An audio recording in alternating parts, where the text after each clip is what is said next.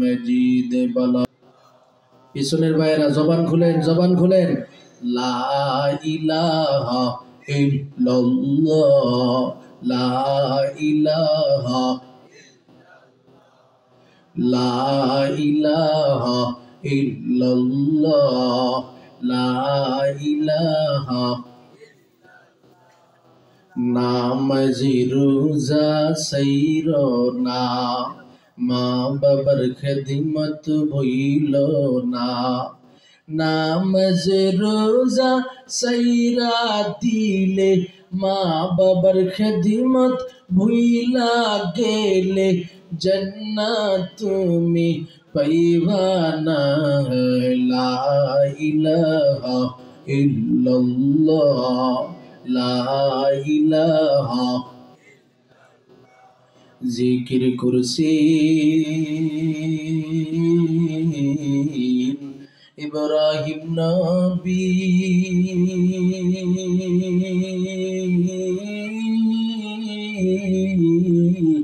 নমরুদেরা গুনে পরি আগুন হইল ফুল বাগিচা আগুন হইল ফুল বাগিচা নবীর পশম জ্বলে না সর্বদা জিকির করো মুমিন গাফিল থাইকো না সর্বদা জিকির করো মুমিন গাফিল থাইকো না লা ইলাহা ইল্লাল্লাহ লা ইলাহা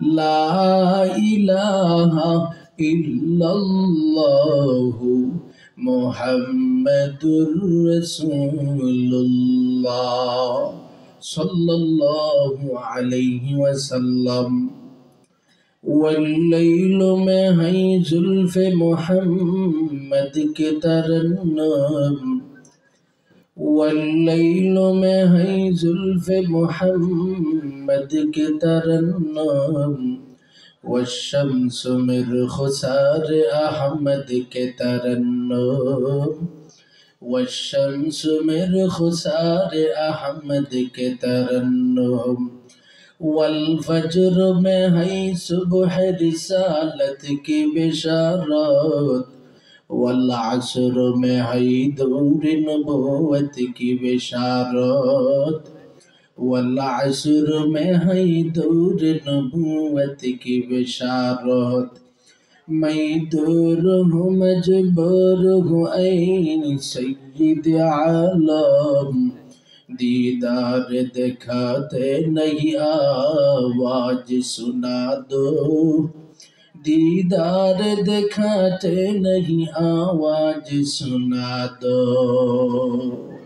अल्हम्दुलिल्लाह अल जामिया इस्लामिया नुरानी हाफिजिया कौमी मद्रासा साईगारी गोविंदपुर पश्चिमपाड़ा धापेरहाट सादुल्लापुर गाईबांधा एर हाफेज छात्रদের পাগড়ি প্রদান উপলক্ষে 17তম বার্ষিক ওয়াজ মাহফিলের আজকের সম্মানিত সভাপতি জনাব আলহাজ হযরত মাওলানা মোহাম্মদ নুরুল আলম কাসিমি সাহেব মুহাদ্দিস ও নাজিমে তালিমাত খোকনি আটারদাগ মাদ্রাসা সিরাজগঞ্জ পাশাপাশি আমার ডান পাশে উপবিষ্ট আছেন মাদ্রাসার সম্মানিত সভাপতি সাহেব আজকের মাহফিলের যিনি দ্বিতীয় বক্তা হিসেবে বয়ান করেছেন হযরত মাওলানা মেহেদী হাসান আব্দুল জলিল সাহেব পাশাপাশি আমার ডানে বামে সামনে পিছনে উপবিষ্ট আছেন এলাকার ধর্মপ্রাণ মুসলমান ভাইয়েরা পর্দার অন্তরালের পর্দানিশীন মা ও বোনেরা সর্বপ্রথম মহান রব্বুল আলামিনের দরবারে অসংখ্য অগণিত শুকর ও সুজুদ যিনি আমাদেরকে এলাকায় হাজারো ইমানদার মুসলমান ভাই থাকার পরেও তাদের থেকে নির্বাচিত করে বড় মূল্যবান সুন্নতি মজলিস জান্নাতের বাগানে আসার বসার তৌফিক দান করেছেন সেজন্য সকলেই জবান খুলে অন্তরের অন্তঃস্থল থেকে মালিকের শাহী দরবারে শুকর গুজার করি পড়ি আলহামদুলিল্লাহ আপনারা এতক্ষণ পর্যন্ত আমার পূর্ব মুহূর্তে যিনি বয়ান করেছেন ওনার কাছ থেকে কোরআনের হাফেজদের মর্যাদা কেমন হবে, অর্থাৎ দিন শিখার গুরুত্বের উপরে চমৎকার কথা শুনেছেন। আমি আপনাদের সম্মুখে আল্লাহর কালাম থেকে 114টি সূরা থেকে 3 নম্বরের সূরা সূরা আলে ইমরানের 31 নম্বর আয়াত তেলাওয়াত করেছি। এই আয়াতের সামঞ্জস্যপূর্ণ আমার নবী রহমতে আলম, নবী দিনের নবী, মায়ের নবী মুহাম্মদ রাসূলুল্লাহ সাল্লাল্লাহু আলাইহি ওয়াসাল্লামের জবান মোবারকের অগণিত হাদিস সমূহ থেকে একটি হাদিস পেশ করেছি। আয়াত এবং হাদিসকে সামনে রেখে কিছু সময় কথা বলবো। রব্বে কারীম ইখলাসের সাথে আমলের নিয়তে আমাকে কথা বলার, আপনাদেরকে শ্রবণ করার তৌফিক দান করেন। সকলে বলুন আমিন। মহব্বতের সাথে জুড়ে বলেন আমিন। আলোচনার সূচনায় একটু আমার সাথে জবান খুলে বলেন আমাদের রব কে? আসমানের মালিক কে? জমিনের মালিক কে? আমাদের প্রত্যেকটা কাজের সকল প্রকারের যোগ্যতা দান করেন কে? জবান দান করেছেন কে? যদি এই মুহূর্তে জবানটা বন্ধ করে ফেলে আমি যদি কথা না বলতে পারি, আমার কোনো অধিকার আছে বা আমার কোনো যোগ্যতা আছে এই জবানের কথাটা ফিরাই আনার? একমাত্র মালিক কার? আল্লাহ। এই জবানের মালিক আমার রব। এই জবান যত বেশি রবের নাম নিব তত বেশি জবানের শুকরিয়া আদায় হবে। সুবহানাল্লাহ বলে। আপনারা আলোচনা শুনতে শুনতে মোটামুটি মনে হয় ক্লান্ত হয়ে গেছে। আমার আপনাদের কাছে অনুরোধ, আপনারা যতটুকু ক্লান্ত হয়েছেন এটা দূর করার চেষ্টা করবেন, আর সেটার জন্য আমি যা বলবো সেটা একটু শোনার চেষ্টা করবেন, দেখবেন ক্লান্তটা দূর হয়ে যাবে। বলেন আলহামদুলিল্লাহ। মহব্বতের সাথে একটা তাকবীর দেন, নারে তাকবীর। মহব্বতের সাথে দুইটা হাতকে এভাবে উঠান, আমার সাথে উঠান, এই যে উঠান, মহব্বতের সাথে সবাই উঠান, কষ্ট হলে উঠান, এই যে ক্লান্তটা দূর হবে ইনশাল্লাহ। উঠাইতেছেন? এই তো মাশাআল্লাহ সবাই উঠাই ফেলছে। এবার আমার মতো মুজাহিদিনদের মতো করে মুষ্টিবদ্ধ করুন, এইভাবে মুষ্টিবদ্ধ করুন। একটা তাকবীর হবে, নারে তাকবীর। দুইটা হাত একটু নাড়াচাড়া দেন, নারে তাকবীর, নারে তাকবীর। আমার নেতা তোমার নেতা, আমার নেতা তোমার নেতা, নারে তাকবীর। মাশাআল্লাহ, আল্লাহ কবুল করেন। সবাই বলুন আমিন। হাতটা নাড়াচাড়া দিছেন, কষ্ট হয়ে গেছে কেমনই হয়? কষ্ট হয়েছে? কষ্ট হলেও শরীরের মধ্যে আলাদা একটা এনার্জি আইছে, কথা কোন ঠিক কিনা? নবীর আদর্শের উম্মতেরা যখন এনার্জি তাদের শরীরে তৈরি হয়ে যায়, বড় বড় জিহাদের ময়দানে যেতেও তারা দ্বিধা করে না, কথা কোন ঠিক কিনা? কারণ সাহাবায়ে কেরামরা আমার নবীর মহাব্বতে বড় বড় যুদ্ধের ময়দানে অংশগ্রহণ করেছেন, কত কষ্ট করেছেন। এটা মন মানসিকতা প্রতিটা জায়গার মধ্যে এনার্জি ভালো ছিল, কথা কোন ঠিক কিনা? যার কারণে এনার্জি নিয়ে যখন ওনারা মাঠে ময়দানে নামছেন, উহুদে গেছেন, বদরে গেছেন, খন্দকে গেছেন, যেখানে গিয়েছেন প্রতিটা জায়গায় আমার রবকে সন্তুষ্ট করার জন্য যে মুজাহাদা তারা উপস্থাপন করেছেন, এই মুজাহাদার ভিত্তিতে আমার রবের পক্ষ থেকে বদরের যুদ্ধের ময়দানে বিজয়ের ঝান্ডা তাদের হাতে দিয়েছে, খন্দকের যুদ্ধের ময়দানে বিজয়ের ঝান্ডা তাদের হাতে দিয়েছে। আজকেও যদি আমার নবীর কলিজার টুকরা কোনো উম্মত সেই রবের নামে শরীরের মধ্যে এনার্জি নিয়ে কোন দ্বীনি ময়দানের মধ্যে বসে যায় অথবা জিহাদের ময়দানে নেমে পড়ে, সাহাবায়ে কেরামরা যেভাবে বিজয়ের পতাকা নিয়েছিল তারা বিজয়ের পতাকা নিয়ে আসতে পারবে, কথা কোন ঠিক কিনা?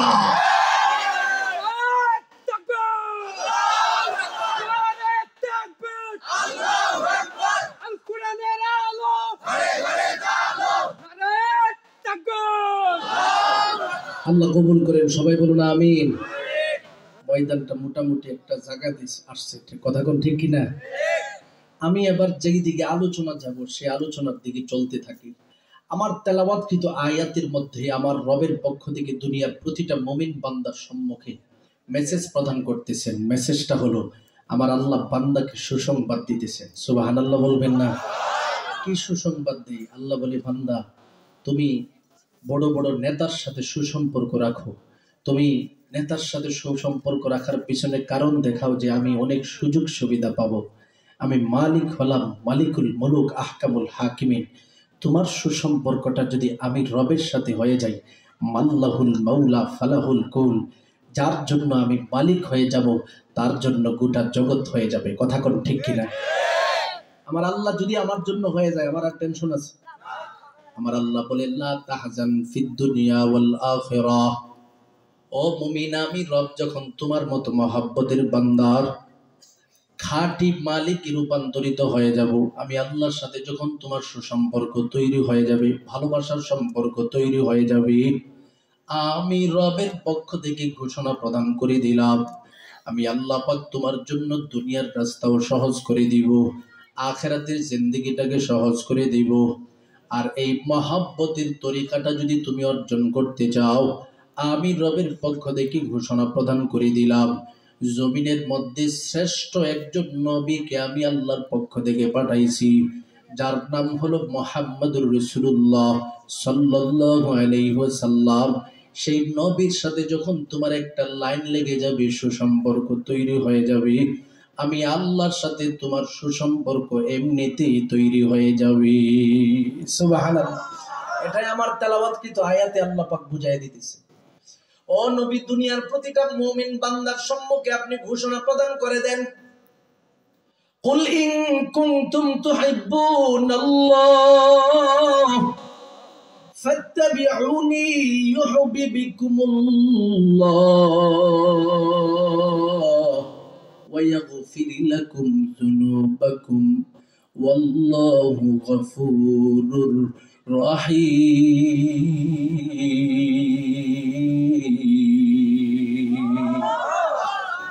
আমার রবের পক্ষ থেকে দুনিয়ার প্রতিটা মুমিন বান্দার সম্মুখে ঘোষণা দেই, বান্দা শুনে নাও, যদি তোমরা আমি মালিকের সাথে সুসম্পর্ক লাগাইতে চাও, ভালোবাসার সম্পর্ক লাগাইতে চাও, কি করবা শুনো। নবী গো, দুনিয়ার প্রতিটা মানুষের সম্মুখে এই মেসেজটা আপনি দিয়ে দেন, সে যেন আপনি নবীর সাথে ভালো সম্পর্ক লাগাই। কেমনে আপনি নবীর সাথে ভালো সম্পর্ক লাগাইবি? আমার নবী বলেন, বান্দা, তোমার ব্যক্তিগত জীবনের ভিতরে আমি নবীর সুন্নাত ঢোকাও, তোমার ফ্যামিলিগত জীবনে নবীর সুন্নাত ঢোকাও, তোমার সামাজিক জীবনে নবীর সুন্নাত ঢোকাও, তোমার রাষ্ট্রীয় জীবনে নবীর সুন্নাত ঢোকাও। আমি নবীর পক্ষ থেকে ঘোষণা প্রদান করে দিলাম, তোমার সাথে আমার একটা সুসম্পর্ক তৈরি হয়ে গেল। আর তোমার সাথে আমার সুসম্পর্ক যখন থেকে তৈরি হয়ে যাবে, আল্লাহ বলেন ইউহিব্বুকুমুল্লাহ, বান্দারে আমি আল্লাহ তোমাকে ভালোবাসার জন্য গাইবান্ধা অঞ্চলের মধ্যে চলে আসব। সুবহানাল্লাহ। তাহলে আমার রবের সাথে ভালোবাসার সম্পর্ক লাগাইতে চাইলে কার সাথে সম্পর্ক লাগাইতে হবে? নবীর সাথে। বলেন, আল্লাহর সাথে সম্পর্ক লাগাইতে চাইলে কার সাথে? আমরা আল্লাহরে তো খুঁজে পাবো না, কিন্তু আমার নবীকে আল্লাহ পাক মানুষ হিসাবে পৃথিবীতে পাঠাইছেন।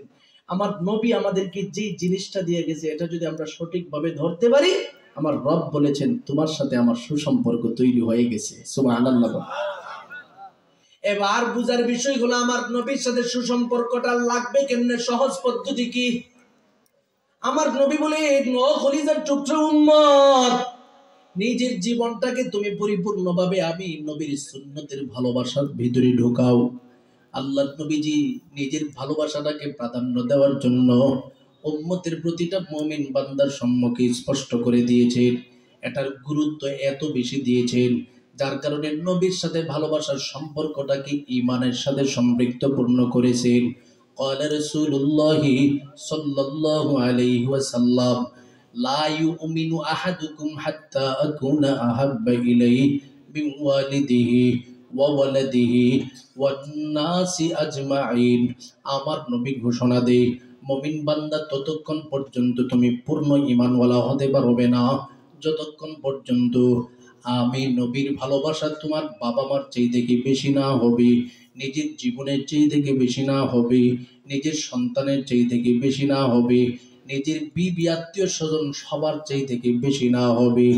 ওরে আল্লাহর মহাব্বতের বান্দা, এই হাদিসের মাধ্যমে আল্লাহর নবীজি স্পষ্ট করে দিয়েছেন, মুমিন তুমি যদি পূর্ণ মুমিন বান্দার গুণে নিজেকে গুণান্বিত করতে চাও, আমি নবীর ভালোবাসার বিকল্পে অন্য কোনো পথ নাই। সুবহানাল্লাহ বলেন। আমি নবীর ভালোবাসার বিকল্প অন্য কোনো পথ নাই। এবার বুঝার বিষয় হলো, আমার নবীজিকে আমি কতটুকু পরিমাণে ভালোবাসবো।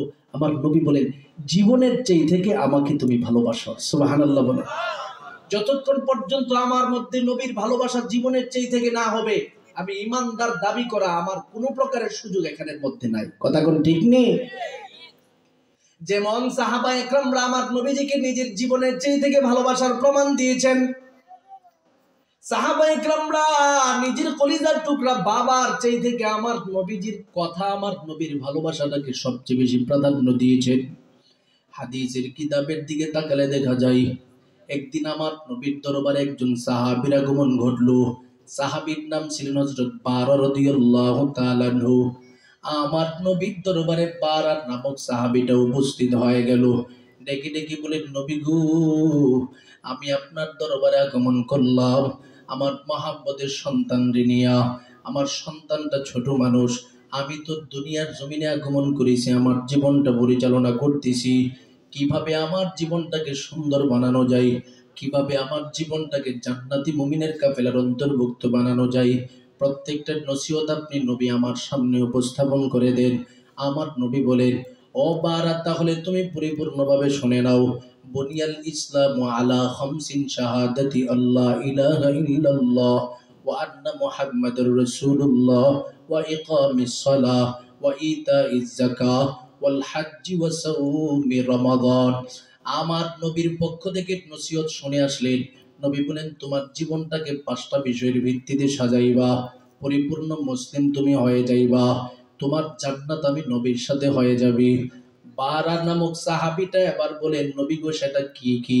1 নম্বরে নবী বলেন, আল্লাহর একত্ববাদের উপরে তুমি বিশ্বাস করবা। 2 নাম্বার, নামাজ কায়েম করবা। 3 নাম্বার, যদি যাকাত ফরজ হয়ে থাকে পরিপূর্ণভাবে হিসাব করে যাকাত আদায় করবা। 4 নাম্বার, তোমার উপরে যদি হজ্জে বাইতুল্লাহ ফরজ হয়ে থাকে হজ্জে বাইতুল্লাহ করবা। 5 নাম্বার, রমাদানুল মুবারক যখন আগমন করবে সিয়াম সাধন করবা। 30টা দিন গুরুত্বের সাথে আমার মালিকের প্রতিটা বিধান পালন করবা। এভাবে চলবা, আমি নবীর সাথে তুমি আল্লাহর জান্নাতের ভিতরে চলে যাইবা। সুবহানাল্লাহ।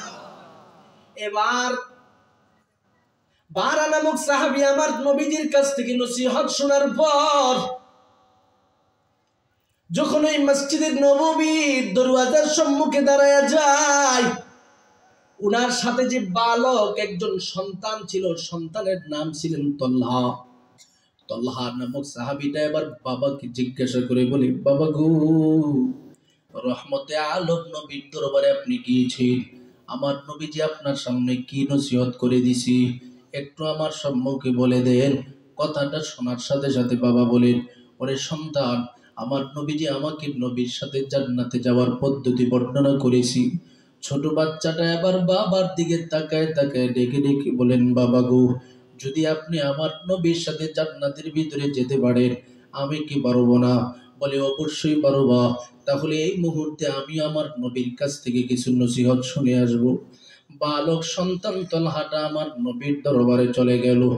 আমার নবীর কাছে গিয়া জিজ্ঞাসা করে বলে, নবী গো, আপনার মহাব্বতের জবান মোবারক থেকে আমার বাবার মতো আমিও কিছু নসিহত শুনতে চাই, আমাকে কিছু নসিহত করে দেন। আপনার কথার ভিত্তিতে আমার জীবনটাকে পরিচালনা করি, আপনি নবীর সাথে আল্লাহর জান্নাতের ভিতরে যেতে চাই। আমার নবী বলেন, এরে তলহা, তোমার মধ্যে তো এখনো আমি নবীর সেই পরিমাণে মহাব্বত আসে নাই, কারণ যে যাকে চিনে সে তাকে মানে। কথা কোন ঠিক কিনা?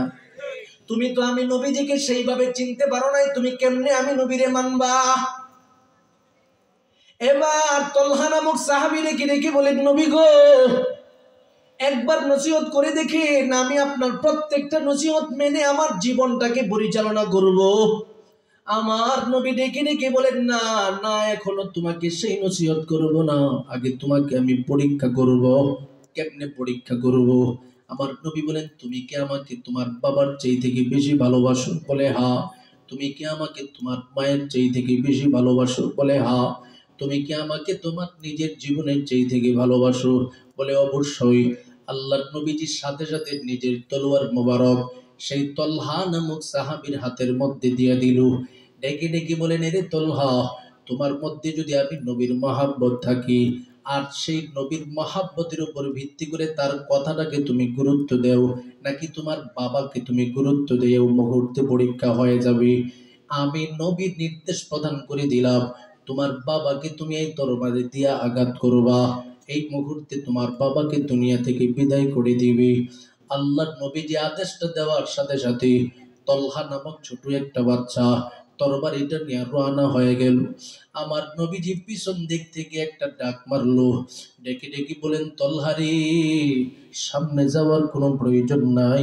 আমি নবী রহমতে আলম নবী পৃথিবীর জমিনের মধ্যে সন্তানের হাতে বাবা আঘাতপ্রাপ্ত হবে, বাবার হাতে সন্তান আঘাতপ্রাপ্ত হবে, সেই জন্য আগমন করি নাই, বরং আমি নবী পৃথিবীতে আগমন করেছি বিররুল ওয়ালিদাইন প্রতিষ্ঠা করার জন্য। সন্তান বাবা মার সাথে কেমনে ভালো আচরণ করবে এই দৃশ্যটা জাতির সামনে বাস্তবায়নের জন্য আগমন করিস।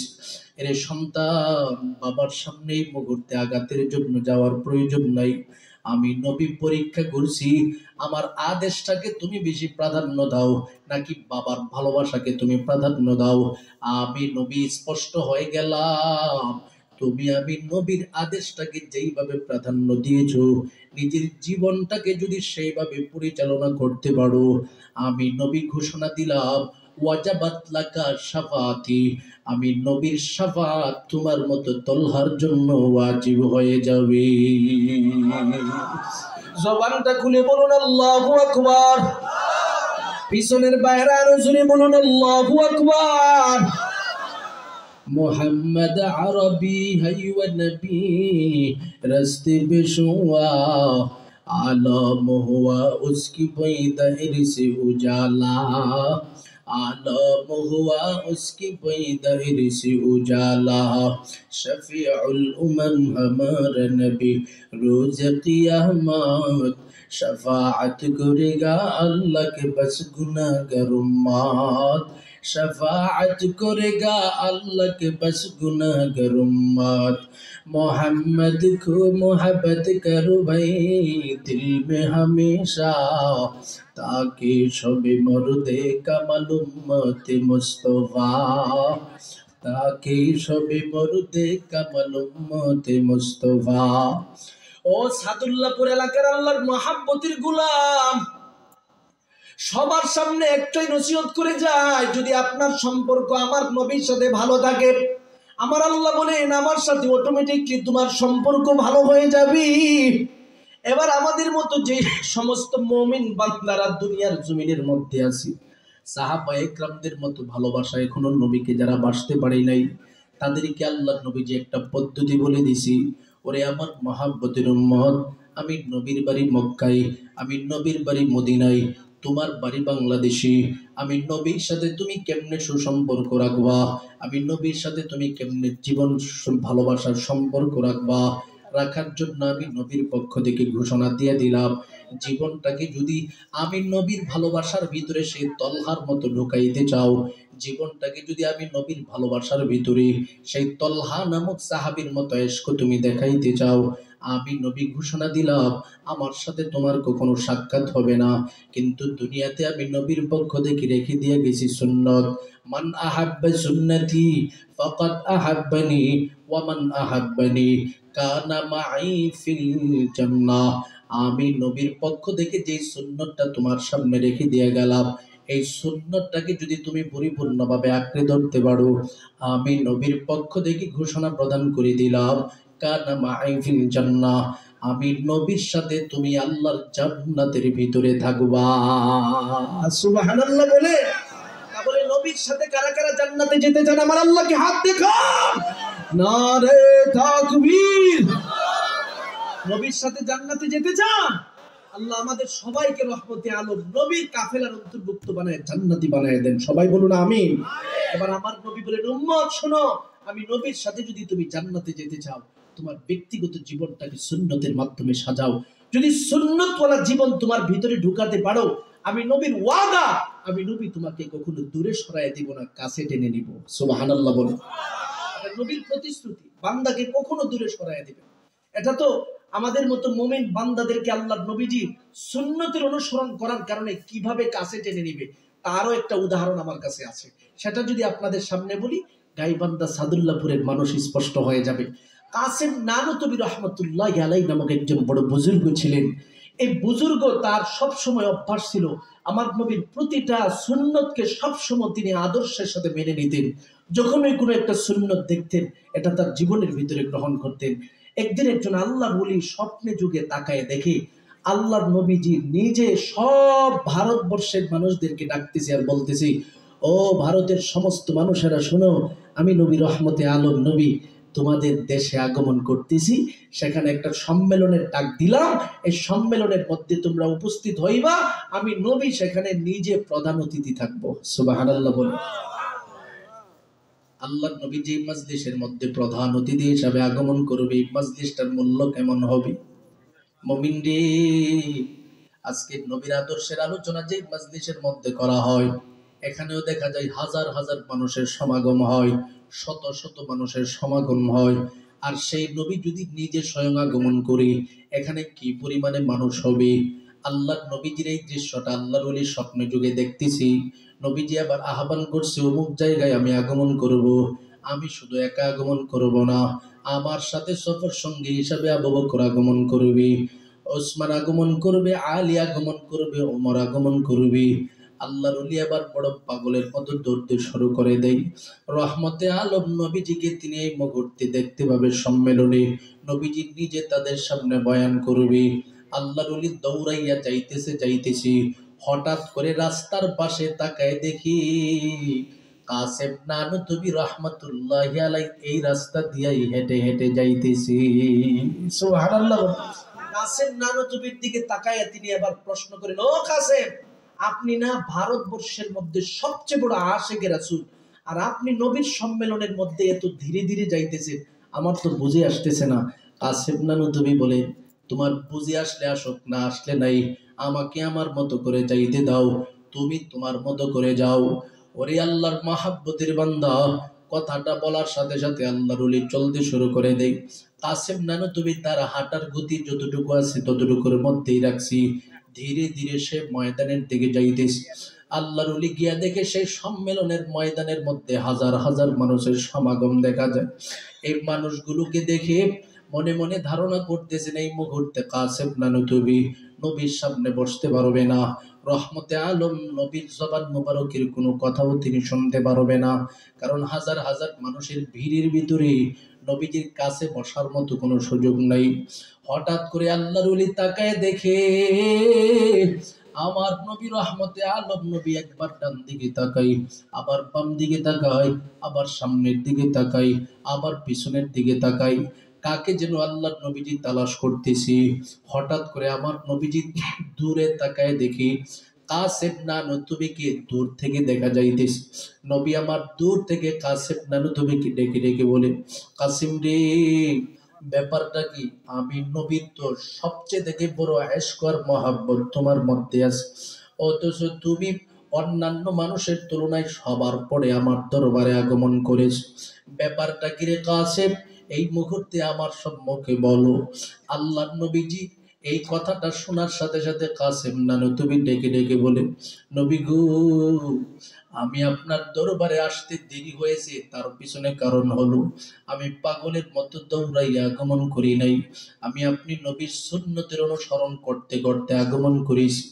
আপনি নবীজি হাদিস শরীফের মধ্যে স্পষ্ট ঘোষণা দিয়েছেন, মুমিন বান্দা যখন রাস্তা দিয়ে হাঁটবে, ডান দিকে ডান রাস্তাটাকে সে প্রাধান্য দিয়া দিয়া হাঁটবে।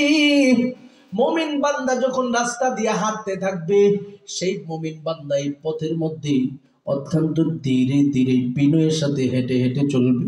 ওয়া ইবাদুর রহমানিল্লাযীনা ইয়ামশুনা আলাল আরদি হাওনা, মুমিন বান্দা অত্যন্ত বিনয়ের সাথে ধীরে ধীরে রাস্তা দিয়ে হাঁটবে। ওগো নবী, আমি আপনি নবীর আদর্শের উম্মত হিসাবে ডান দিক দিয়ে হেঁটে হেঁটে আসছি, ধীরে ধীরে হেঁটে হেঁটে আসছি, যার কারণে পাগলের মতো দৌড়াই নাই, আপনার সম্মেলনের মধ্যে আমি উপস্থিত হতে পারি না।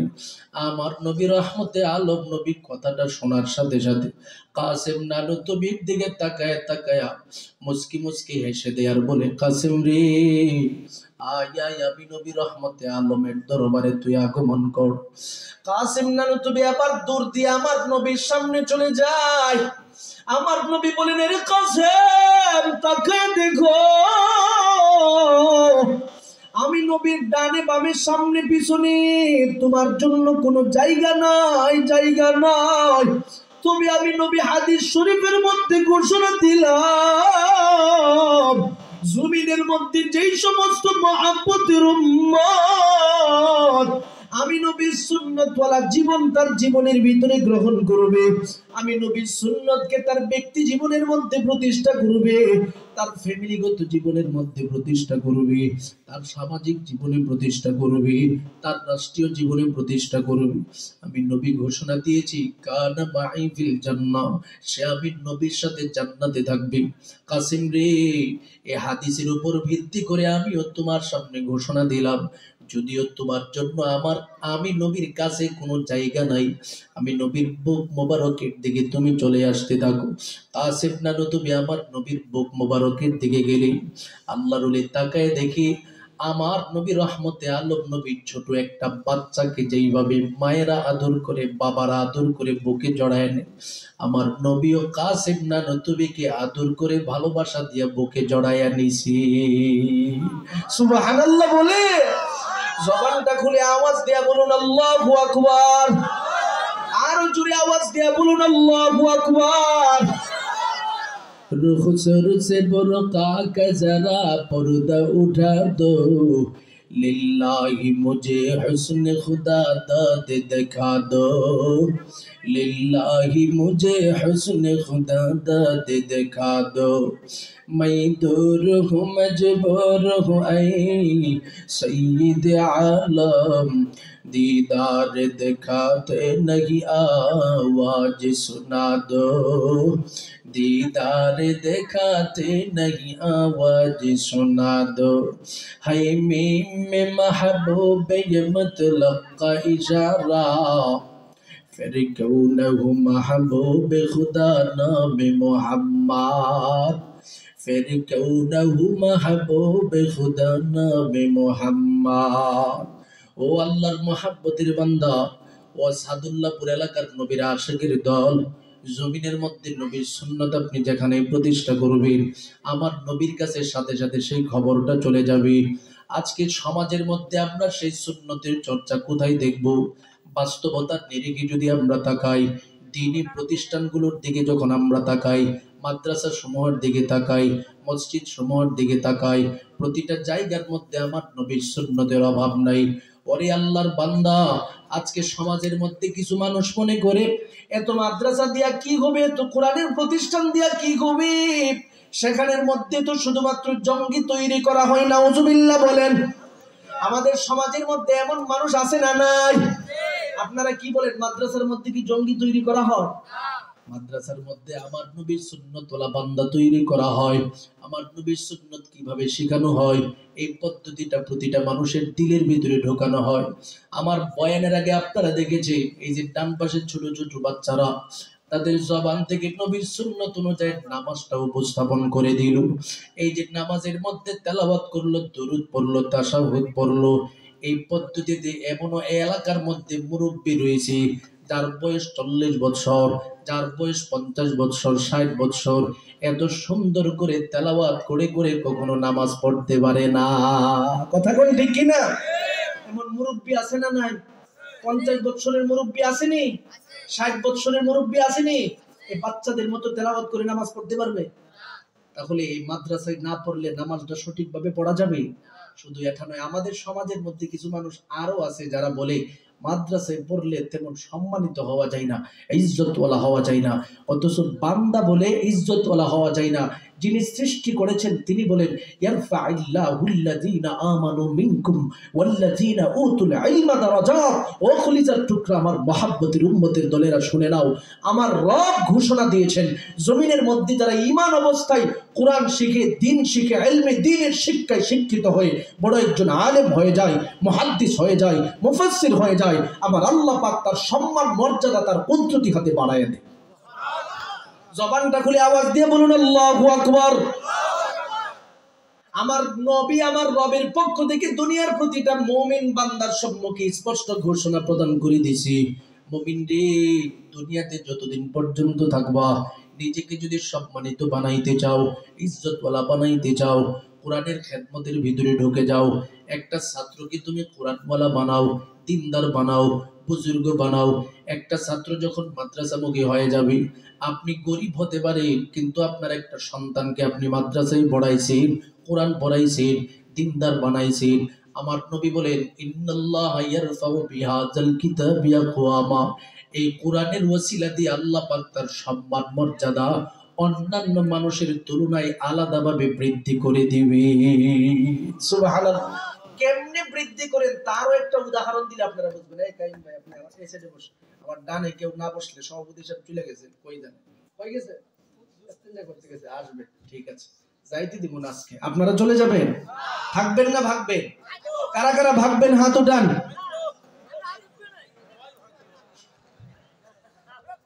আপনাদের এলাকার লোকগুলি তো প্র্যাকটিস আছে, জানেন।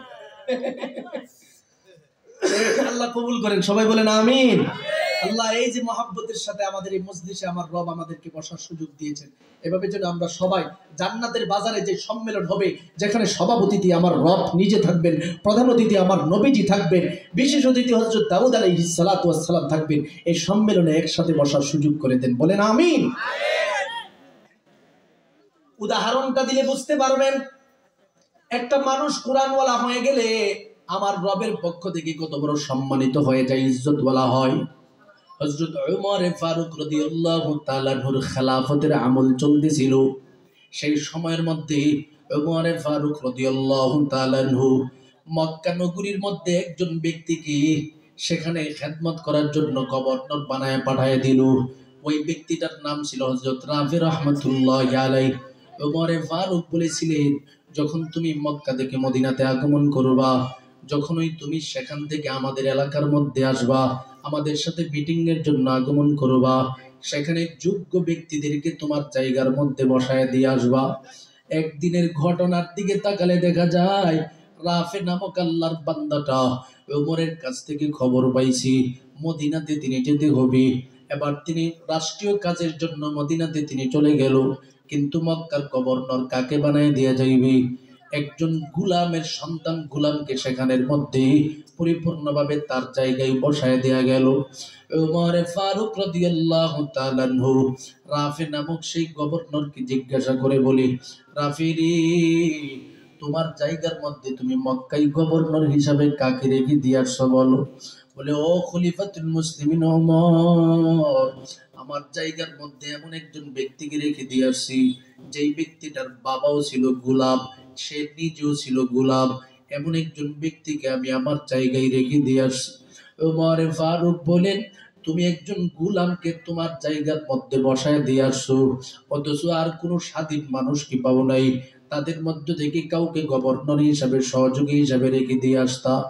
রাফে নামক আল্লাহর ওলি ডেকে ডেকে বলেন, ও খলিফাতুল মুসলিমিন, আমি এই মুহূর্তে আপনার সম্মুখে ঘোষণা দিতেছি, যেই মানুষটাকে আমি আমার জায়গার মধ্যে রেখে দিয়ে আসছি, তাকে আমার আল্লাহ পাক এমন সম্মানিত করেছি, তার ভিতরে আল্লাহ পাক 3টা গুণ দান করেছি। 1 নাম্বার, ওই ব্যক্তিটা হলো কারিউল কোরআন, আল্লাহর কোরআনকে অত্যন্ত সুন্দরভাবে তেলাওয়াত করতে জানে।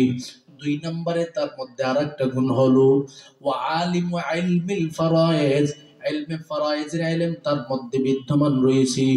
3 নম্বরে তার মধ্যে আরেকটা গুণ হলো ওয়া কাজিউল কুযাত, সেই ব্যক্তিটা সুন্দর করে যে কোনো কাজের বিচার কার্য সঠিকভাবে পরিচালনা করতে পারে। এমন 3টা গুণ যেই ব্যক্তির মধ্যে আমি দেখতে পাইলাম, ওই ব্যক্তিটাকে সেখানের মধ্যে নেতৃত্বের জায়গায় বসায় দিয়ে আসলাম। কথাটা শোনার সাথে সাথে ওমর ফারুক চোখের পানিগুলো টপ টপ করে ছেড়ে দেন। রাফে এবার চিন্তা করতেছি, মনে হয় ওমর ফারুক আমার কথার কারণে তার দিলের ভিতরে কষ্ট। ওমরের দিকে তাকায় বলেন, ও খলিফাতুল মুসলিমিন, আপনার কেন দিলে এত কষ্ট? ওমর বলেন, আমি কষ্ট নিয়ে কান্না করি না, আমার সামনে এই মুহূর্তে আমার নবীর হাদিস মনে পড়ে গেছে। এর রাফে, আমি যখন আমার নবী রহমতে আলমের মজলিসের মধ্যে বসা ছিলাম, আমার নবী নিজে এইভাবে কোরআন শরীফটাকে উপরে হাতে নিয়ে আমার সামনে ঘোষণা দেব, ওরে ওমর, একদিন তুমি নিজের চোখে দেখতে পাইবা জমিনের মধ্যে এমন কিছু আল্লাহর বান্দার আগমন ঘটবে যারা কোরআন শরীফ শিখার ফলে আল্লাহ পাক তাদের মর্যাদা, তাদের সম্মানে তুই উঁচু স্থানে রেখে দিবি।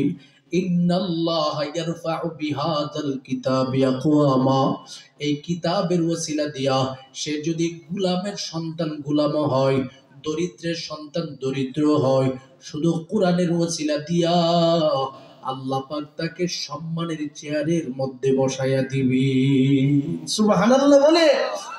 ওমর ফারুক এই কথাটা বলার পর রাফে রহমতুল্লাহ আলাইহি এবার স্পষ্ট হয়ে গেছে, হ্যাঁ বুঝতে পারলাম, দুনিয়ার জমিনের মধ্যে একটা মানুষ যখন কোরআন শিখে, দিন শিখে, আল্লাহ পাক তাকে আলাদাভাবে এইভাবে সম্মানিত করে ফেলে। সুবহানাল্লাহ।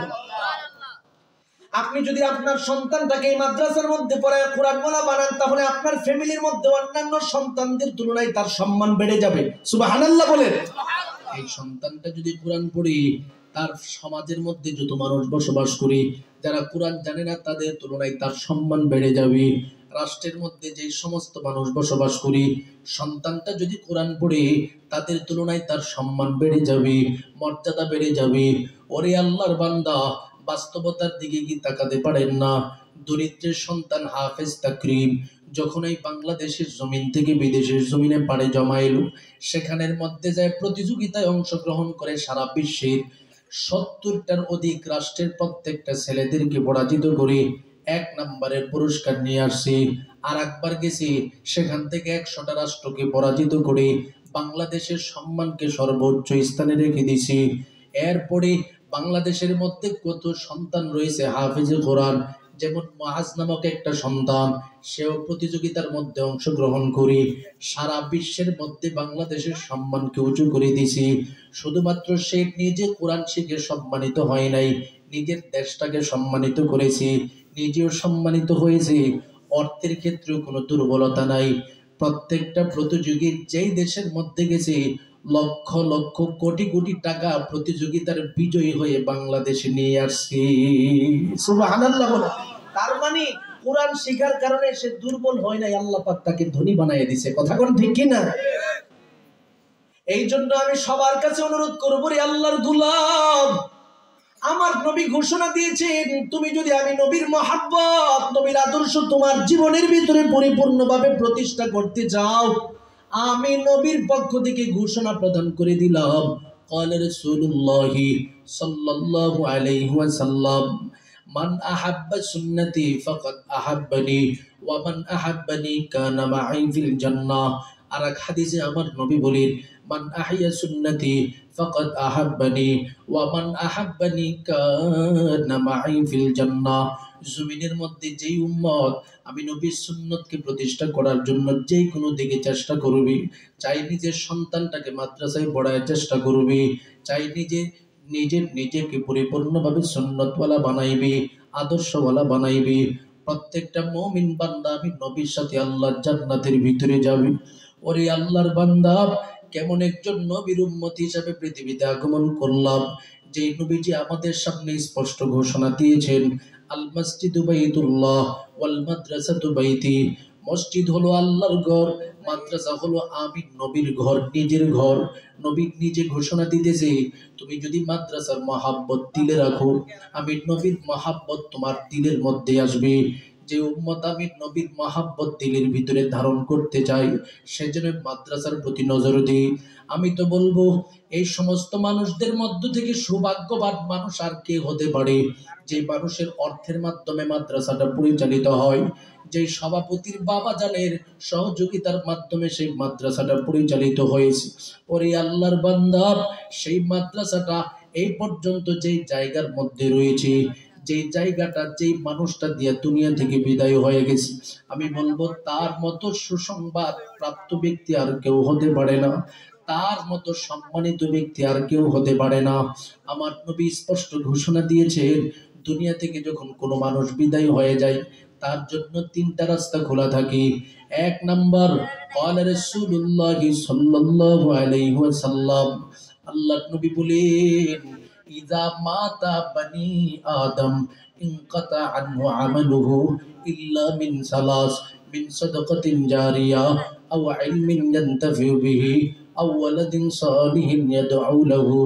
আমার নবী বলেন, দুনিয়া থেকে কোনো একজন বান্দা যদি দুনিয়া থেকে বিদায় হয়ে যায়, ওই ব্যক্তির সমস্ত আমলের রাস্তা বন্ধ হয়ে যায়।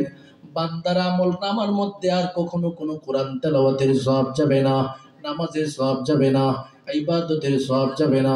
তবে মুমিন বান্দা যদি দুনিয়াতে প্রতিষ্ঠান রেখে দিয়ে যায়, যেমন মাদ্রাসা রেখে দিয়ে গেছে, এই 17 বৎসরের মধ্যে যত মানুষ মাদ্রাসার সাথে সহযোগিতা করে করে মাদ্রাসাটাকে আগায় দিয়া দুনিয়া থেকে বিদায় হয়ে গেছে, আমি বলবো এখান থেকে যতটা ছাত্র যতবার তেলাওয়াত গাবেন না, অন্তরটাকে নরম করে করে আমার সেই ঘটনাটা শোনার চেষ্টা করবেন। একজন আল্লাহর বান্দি, তার সব সময় রব্বার ছিল তার মহাব্বতের কলিজার টুকরা একজন বালেগা কন্যা সন্তান ছিল। এই সন্তানটাকে নিয়ে তার জীবন চলতো। সকালে খানা খাইতো, দুপুরে খানা খাইতো, সন্তান ছাড়া কোনো কাজ তিনি করতেন না।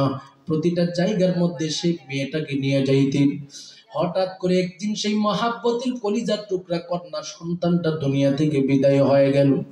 মেয়েটা দুনিয়া থেকে বিদায় হয়ে যাওয়ার সাথে সাথে আল্লাহর বান্দিটা বড় পাগলের মতো হয়ে গেল। মহিলাটা এবার এলাকার ইমাম সাহেবের দরবারে উপস্থিত হয়ে গেল। ডেকে ডেকে বলেন, ইমাম সাহেব হুজুর, আমার কলিজার টুকরা কন্যা সন্তানটা অনেক দিন হয়ে গেছে রে হুজুর, আমাকে ছেড়ে চিরতরে দুনিয়া থেকে বিদায় হয়ে গেছে। মেয়েটাকে ভুলতে পারি না। আজকে এই মেয়েটাকে দেখার বড় শখ জাগছি। এমন কোনো আমল আছে কিনা যে আমলটা করতে পারলে আমার কন্যা সন্তান কবরের মধ্যে কি হালাতে আছে সেটা আমি বুঝতে পারবো। কথাটা বলার সাথে সাথে ইমাম সাহেব ডেকে ডেকে বলেন, ওরে আল্লাহর বান্দি, এমন কোন আমল আমার মতো ইমামের কাছে জানা নাই। মহিলা বলে, হুজুর দেখেন না, জানার কোনো সুযোগ আছে? ইমাম সাহেব বলে, আমি বলতে পারবো না, তবে আমি তোমাকে একটা রাস্তা দেখায় দিই। এই যুগের মধ্যে সবচেয়ে থেকে বড় একজন বুজুর্গ রয়েছে, যার নাম হলো হাসান বসরি। তার দরবারে যদি তুমি যেতে পারো, কিছু খবর নিতে পারো, তাহলে হয়তো বা সম্ভব হতে পারে। আল্লাহর বান্দিটা পাগলের মতো হাসানে বসরির দরবারে উপস্থিত হয়ে গেল। ডেকে ডেকে বলেন, হুজুর, আমার কলিজার টুকরা কন্যা সন্তানটা কতদিন হয়ে গেল আমাদেরকে ছেড়ে চিরতরে বিদায় হয়ে গেছে। হুজুর গো, আপনার দরবারে আমি আগমন করলাম। আমার এই কন্যা সন্তান মৃত্যুর পরে কোন হালাতে আছে সেটা আমার দেখার বড় ইচ্ছা জাগ্রত হয়েছে। ও গো হুজুর, একটু বলেন না কিভাবে তার সাথে আমার সাক্ষাৎ হবে? আল্লাহর ওলি ডেকে ডেকে বলেন, ওরে মা, আমি আপনাকে কিভাবে বলবো, কোন পদ্ধতিতে বলবো? এমন কোন আমল আমার কাছে জানা নাই যে আমলটা করতে পারলে তুমি তোমার কন্যার সাথে সাক্ষাৎ করতে পারবা। কথাটা শোনার সাথে সাথে মহিলাটা বলেন, হুজুর, আপনার ব্যাপারে আমার আস্থা আছে গো হুজুর। এই মুহূর্তে আপনি যে কোনো একটা আমল দেখেন, আমার জন্য বের করা যায় কিনা।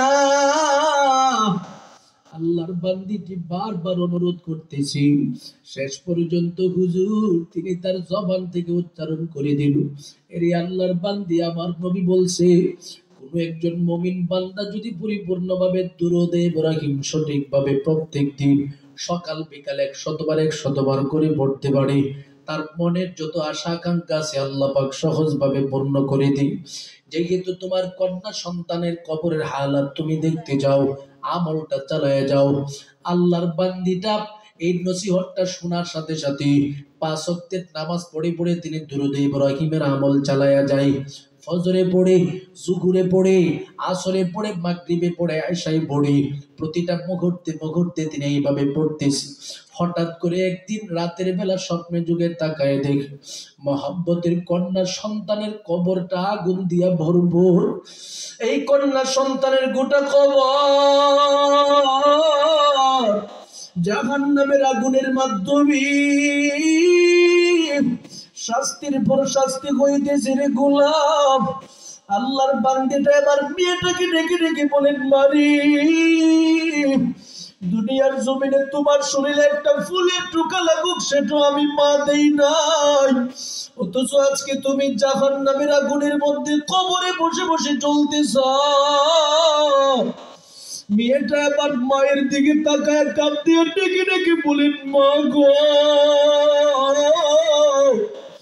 এই আগুন আর সহ্য করতে পারছি না রে মা, আপনি আমার জন্য কিছু একটা করেন। আল্লাহর বান্দিটা পাগলটির মতো ঘুম থেকে চিরজুরিতে দাঁড়াইয়া যায়, জুড়ে জুড়ে চিৎকার মারি। আশেপাশের শত শত মানুষ তার বাড়িতে উপস্থিত হয়ে যায়। সবাই মিলা বলে, রে আল্লাহর বান্দি কেন কান্দা?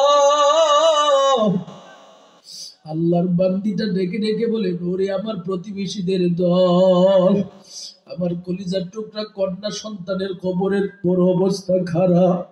ওরে আল্লাহর বান্দা, আমরা আমাদের সন্তানদেরকে যেইভাবে ভালোবাসি, সন্তানরা যদি কখনো কোনো কষ্টের মধ্যে পড়ে যায়, বাবা মা কখনো সহ্য করতে পারে না।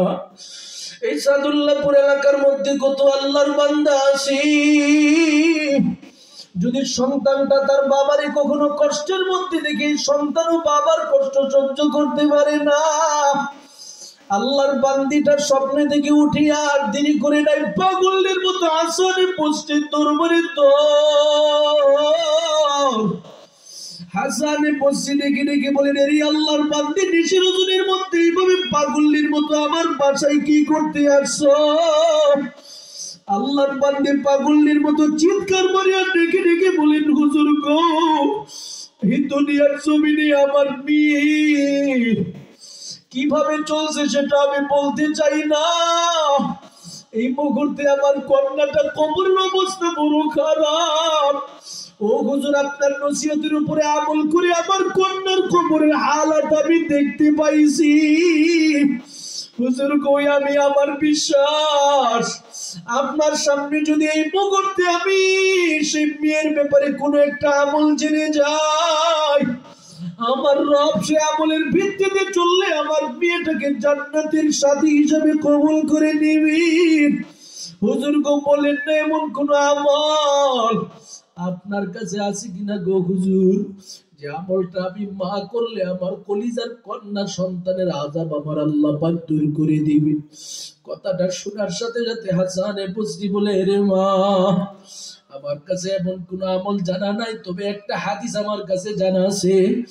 আল্লাহর নবী বলেন, ইদা মাতা বনি আদম ইনকাতা আনহু আমালুহু ইল্লা মিন সালাস, যখন বনি আদমের মধ্য থেকে কোন একজন মুমিন বান্দা কবরে চলে যায়, তার যত আমলের রাস্তা আছে সমস্ত আমলের রাস্তা বন্ধ হয়ে যায়, তবে তিনটা রাস্তা খোলা থাকে।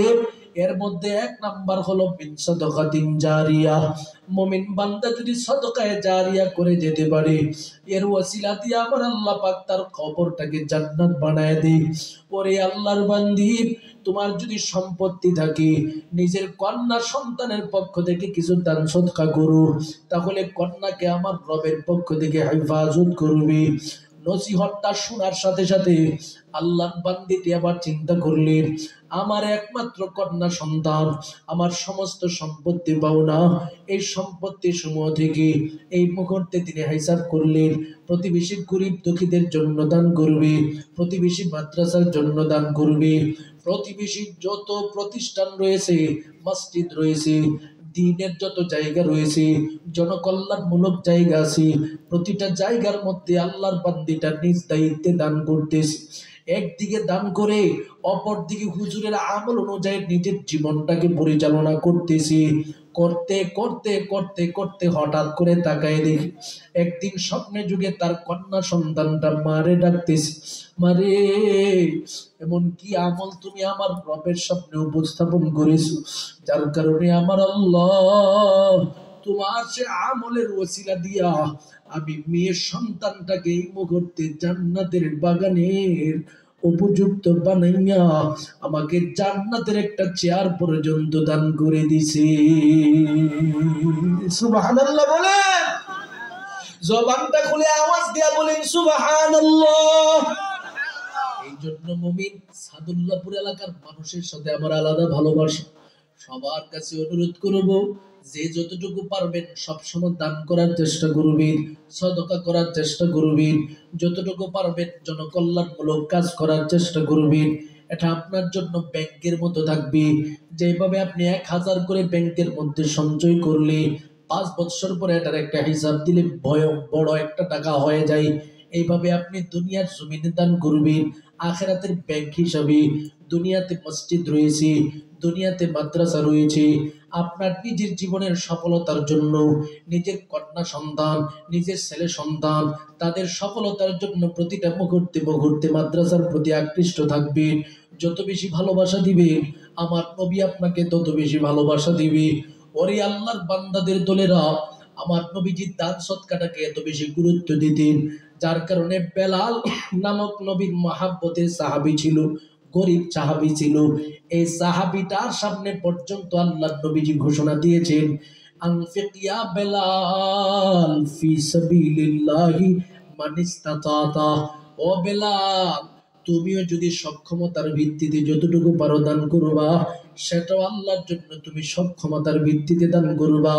দান করবা তো সাথে সাথে তোমার ব্যাপারে আমার আল্লাহ ঘোষণা দিয়েছেন, فأما من أعطى واتقى وصدق بالحسنى فسنيسره لليسرى। দুনিয়াতে দান করবা, আল্লাহর জান্নাতের পথ সাথে সাথে তোমার জন্য সহজ হয়ে যাবে। সুবহানাল্লাহ বলে। তাহলে নবীর এই মহব্বতের প্রতিষ্ঠান মাদ্রাসা সমূহকে সুপ্রতিষ্ঠা করার জন্য দানবীর হওয়ার প্রয়োজন আছে না নাই? ও আল্লাহর বান্দা, এই জন্য আমি আপনাদের কাছে অনুরোধ করব, দেখেন অনেকেই আছে এই গাইবান্ধা এলাকার মধ্যে চিন্তা করে যে আমি তো গরিব মানুষ, কেমনে